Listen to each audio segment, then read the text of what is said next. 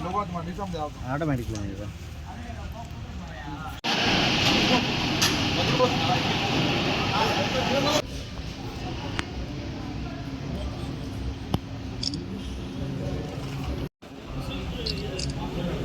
సేవలందించాడు. రాయచోటి కడప నేర రోడ్డు ఎలాంటి యాక్షన్ లేకుండా చాలా భద్రంగా డ్యూటీ నిర్వహిస్తున్నాడు. అతనికి అభినందనీయుడు.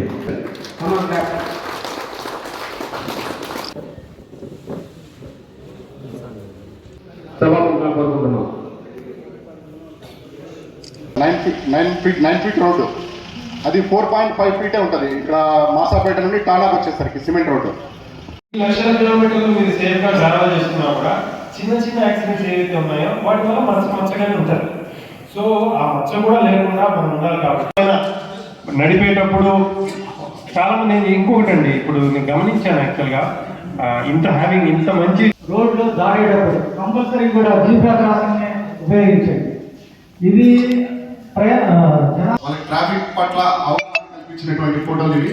అదేవిధంగా దానికి సైనేజెస్ కూడా ప్రతి ఒక్కటి కూడా ట్రాఫిక్ సింబల్స్, అలాంగ్ సింబల్స్ వాళ్ళకి ఫైటింగ్ పోల్ చేయడము, వాళ్ళ పేరెంట్స్ సమక్షంలో కౌన్సిలింగ్ చేయడం జరిగిన ఫొటోస్ ఇవి. టానా సర్కిల్లో ఈ ప్రైవేట్ 37వ రహదారి భద్రతా మాసోత్సవాలని రవాణా శాఖ వారు, పోలీస్ శాఖ వారు సంయుక్తంగా ఈ నెల 1వ తారీఖు నుంచి 31వ తారీఖు వరకు నిర్వహిస్తున్నాము.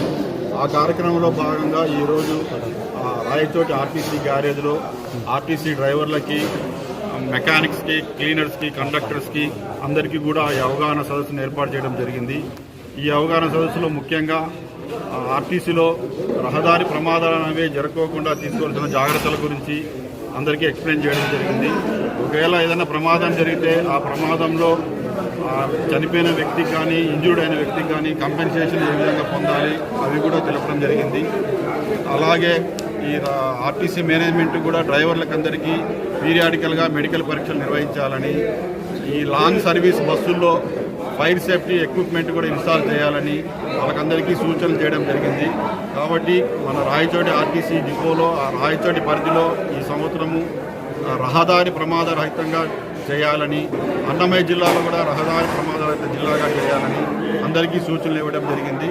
కాబట్టి అలాగనే ఈ గత సంవత్సరం 2025లో 0 యాక్సిడెంట్స్ చేసిన డ్రైవర్లకి, బెస్ట్ పర్ఫార్మెన్స్ చూసిన మెకానిక్స్కి, క్లీనర్స్కి అందరికీ క్యాష్ అవార్డు అమౌంట్ ఇవ్వడం జరిగింది. వాళ్ళని ఈ కార్యక్రమంలో అందరినీ సత్కరించడం జరిగింది. కాబట్టి ఈ కార్యక్రమాన్ని ప్రజలు కూడా అందరూ అవగాహన పెంచుకొని రోడ్డు భద్రతా నియమాలను, ట్రాఫిక్ సిగ్నల్స్ను పాటిస్తూ ఎటువంటి ప్రమాదాలకి లోను కాకుండా చర్యలు తీసుకొని అందరూ సెల్ఫ్ డిఫెన్స్తో పనిచేస్తూ ప్రతి ఒక్కరు కూడా ఈ నియమాలను పాటిస్తూ ప్రమాదాలకు లోను కాకుండా, ప్రమాదాలు జరగకుండా చూసుకోవాలని మరీ కోరుకుంటున్నాను. Thank you.